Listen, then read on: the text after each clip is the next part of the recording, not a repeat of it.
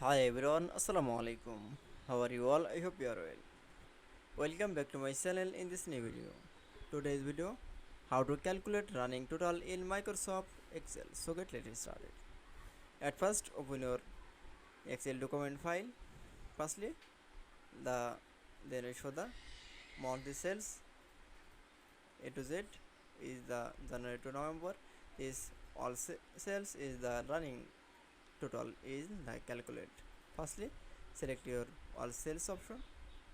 Now click for the quick analysis option, then click for the $2 option, then click for the more option, then click for the runnings total option. Now for click, that's okay. Then you show the running totals in the calculate in Microsoft Excel. I hope to enjoy the video. Please like, comment, share and subscribe my channel. Thanks for watching my